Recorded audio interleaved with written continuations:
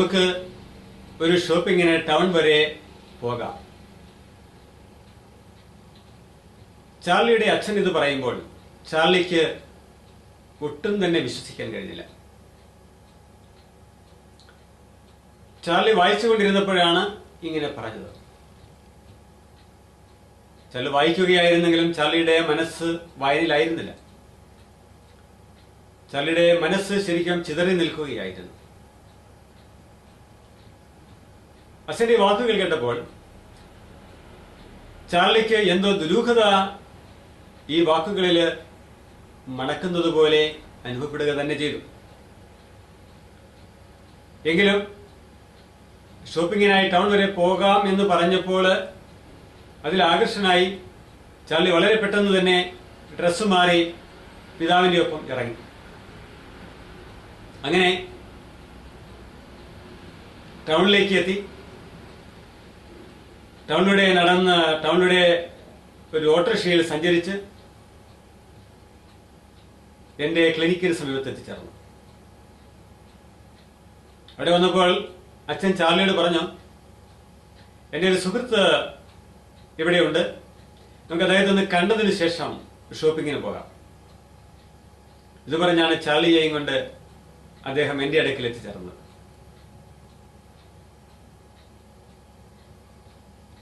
അച്ഛന്റെ കൂടെ പോകുന്നത് കൊണ്ട് എതിർപ്പ് പറയുവാൻ ചാർലിക്ക് തോന്നിയില്ല. ഒരു മനഃശാസ്ത്ര ചികിത്സാ കേന്ദ്രത്തിലേക്ക് ആണ് തന്നെ കൊണ്ടുപോകുന്നത്.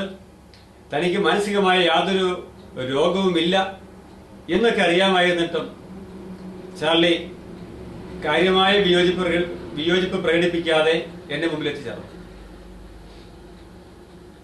ചാർലി മനസ്സോടുകൂടിയാണ് എന്റെ മുമ്പിൽ ഇരുന്നത്.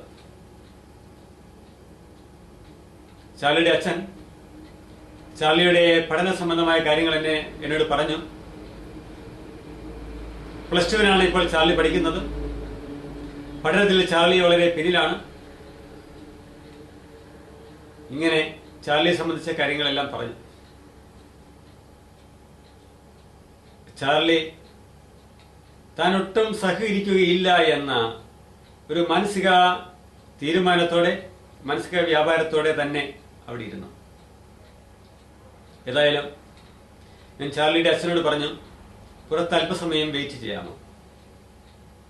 അദ്ദേഹം വെളിയിൽ പോയി കഴിഞ്ഞപ്പോൾ ഞാനും ചാർലിയും ഒരുമിച്ചായി. ചാർലിയുമായി നല്ലൊരു സൗഹൃദം ഞാൻ ആരംഭിക്കുവാൻ ശ്രമിച്ചു. ചാർലിയുടെ ഭാഗത്തു നിന്നുള്ള നിസ്സഹകരണ തുല്യമായ ആദ്യത്തെ സമീപനങ്ങൾക്കെല്ലാം വ്യത്യാസം വന്നു.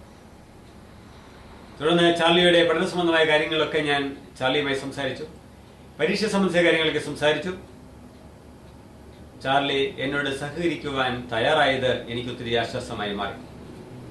എനിക്ക് എന്റെ ആശയങ്ങൾ ചാർലിയുമായി ചർച്ച ചെയ്യുന്നതിനും ചാർലിയുടെ പഠന സംബന്ധമായ കാര്യങ്ങളെക്കുറിച്ച് ഒരു വിഹകഭീഷണി നടത്തുന്നതിനും അതേക്കുറിച്ചുള്ള ഒരു ആത്മശോധന നടത്തുന്നതിനും എല്ലാം അത് അവസരമൊരുക്കി. അങ്ങനെ ചാർലിയുടെ സഹകരണം ചാർലിയുമായുള്ള നല്ല ഒരു കൗൺസിലിങ്ങിന് വഴിയൊരുക്കി. ചാർലിയുടെ പഠന സംബന്ധമായ പ്രശ്നങ്ങളെ ഒറ്റ വാക്കിൽ ഇങ്ങനെ സംഗ്രഹിക്കാൻ കഴിയും. ചാർലിക്ക് കൃത്യമായ ഒരു ലക്ഷ്യബോധം ഇല്ല. പഠനത്തെ അലസമായി കാണുന്നു.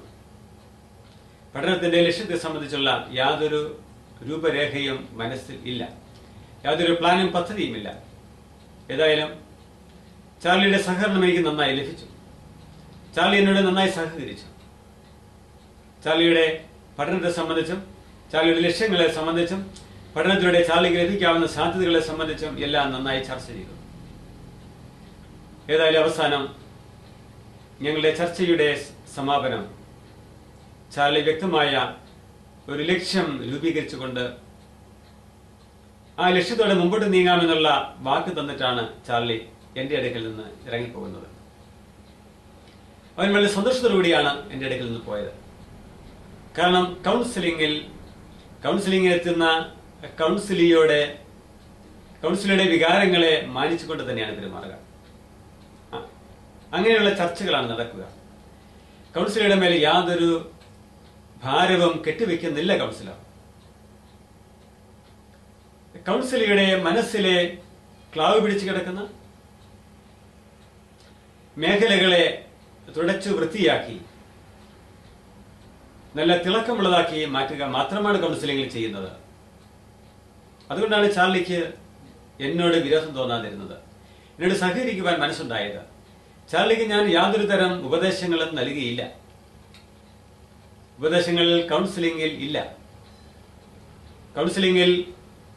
കൗൺസിലിയെ ഉപദേശിച്ച് നന്നാക്കാമെന്ന് യാതൊരു കൗൺസിലറും വിചാരിച്ചുകൂടാത്തതാണ്. അത്തരം സമീപനങ്ങളൊന്നും കൗൺസിലിംഗിന്റെ ഭാഗമല്ല. കൗൺസിലിംഗ് എത്തുന്ന കൗൺസിലിയുടെ മനസ്സിൽ ഇൻസൈറ്റുകൾ രൂപപ്പെടുത്തിയെടുക്കുകയാണ് കൗൺസിലിംഗിൽ ചെയ്യുന്നത്. മൈൻഡ് മാസ്റ്റർ എന്നുള്ള എൻ്റെ കൗൺസിലിംഗ് ക്ലിനിക്കിൽ അവിടെ കൗൺസിലിംഗിൽ എത്തുന്ന വ്യക്തികളുടെ മനസ്സിൽ ആവശ്യമായ ഇൻസൈറ്റുകളെ രൂപപ്പെടുത്തിയെടുക്കുന്നു, തെളിച്ചെടുക്കുന്നു, പ്രകാശപൂരിതമാക്കി മനസ്സിനെ മാറ്റിയെടുക്കുന്നു.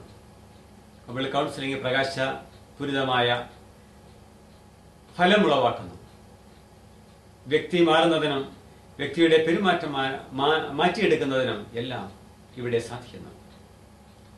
എൻ്റെ ഈ വാക്കുകൾ ശ്രദ്ധിച്ചുകൊണ്ടിരിക്കുന്ന നിങ്ങൾ നേരിടുന്ന ഇത്തരം ചില പ്രശ്നങ്ങൾ കണ്ടേക്കാം.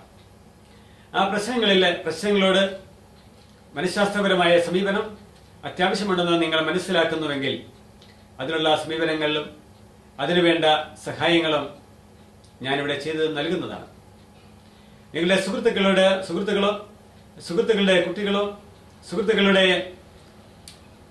മക്കളോ ആരെങ്കിലും ഇതുപോലുള്ള ബുദ്ധിമുട്ടുകൾ അനുഭവിക്കുന്നുണ്ട് എന്ന് തോന്നുന്നുവെങ്കിൽ, അവർക്ക് കൗൺസിലിംഗ് ആവശ്യമായി വരുന്നു എന്ന് തോന്നുന്നുവെങ്കിൽ, അവരുടെ പെരുമാറ്റങ്ങൾ വൈകല്യങ്ങൾ കാണുന്നു എന്ന് തോന്നുന്നുവെങ്കിൽ അവരെ സഹായിക്കുവാൻ നിങ്ങൾക്കും ശ്രമിക്കാവുന്നതാണ്. അത്തരം വ്യക്തികളെ കൗൺസിലിംഗിനായി എൻ്റെ സമീപത്തേക്ക് പറഞ്ഞയക്കാവുന്നതാണ്. വലിയ പ്രതീക്ഷയോടുകൂടി ശുഭാപ്തി വിശ്വാസത്തോടുകൂടി കടന്നുവരുന്ന കൗൺസിലിയെ തീർച്ചയായും സഹായിക്കുവാൻ എനിക്കെന്നല്ല ഏതൊരു നല്ല കൗൺസിലർക്കും സാധിക്കും എന്നുള്ളത് ഞാനിവിടെ ഉറപ്പു തരുന്നു. പ്രശ്നമോ അല്ല, ജീവിതം തന്നെ ഒരു പ്രശ്നമോ? എല്ലാം ഒന്ന് പെയ്തൊഴിഞ്ഞിരുന്നെങ്കിൽ എന്ന് നിങ്ങൾ ആഗ്രഹിച്ചിട്ടില്ലേ? അതെ, എല്ലാം പെയ്തൊഴിയുവാൻ മനസ്സ് തുറക്കും. നിങ്ങളുടെ സഹായത്തിന് help line numbers 9496379230, 9847304999, email @gkalapura@gmail.com, counselorsforum@gmail.com.